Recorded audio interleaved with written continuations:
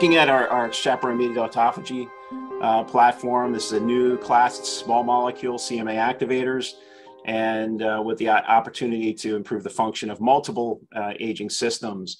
So what does chaperone-mediated autophagy do? It removes unwanted soluble proteins. And unfortunately, as we age, the ability to do this is declined because of the reduced expression of the CMA receptor LAMP2A.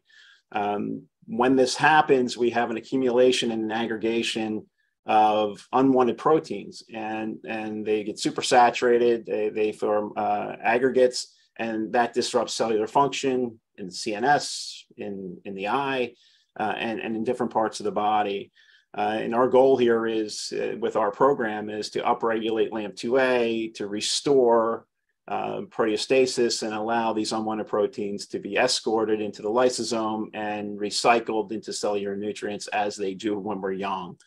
We'll touch on some of the data here that we have that's been published in an Alzheimer's model and a frontotemporal dementia model, but we also have data in ophthalmic diseases as well that is not yet published, and we're pretty excited about that going forward. So once again, just looking on a very basic level how this works, we have these chaperones. They target proteins with a certain motif, this caloric motif, and they're recognized by the chaperone protein HSC70. They then are attached and they're escorted to the lysosome where they enter through the LAMP2A receptor. And this LAMP2A levels control this ability to recycle these proteins. These recycled cellular nutrients are then recycled throughout the body and reused. And if you look on the right, unfortunately, both in mice and in humans, LAMP2A levels significantly decline as we age. You can see the difference in the humans from a 25-year-old to a 65-year-old. And herein lies the problem.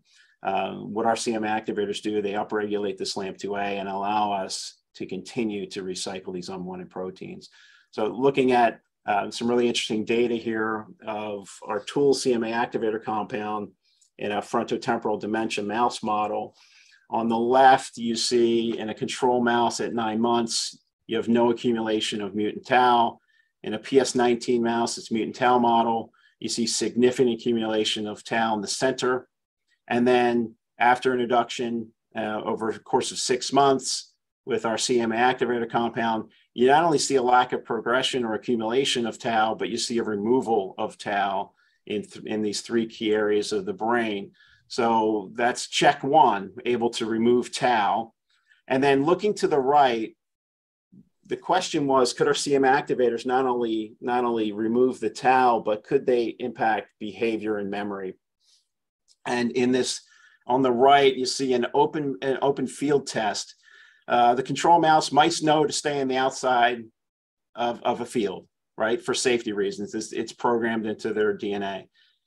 What you see with the mice, the PS19 mice with significant tau mutations, they forget and they cross the dangerous areas of the open field, introduce our tool compound, and you see a restoration of this ability and this behavior to stay in the outer sides of the field. Then looking at memory about a mouse memory model, you see in the control mice, and then you see in this PSC19 mice a reduction in memory, and then a restoration of this memory back to that of a control mouse. So we're really excited about this data. We're also seeing some really interesting finding, and I mentioned in some ophthalmic indications, and we're excited to move this program forward. This is a novel approach. It's an entirely new target. We're out in front. The work by Anna Maria Cuervo at Albert Einstein is groundbreaking.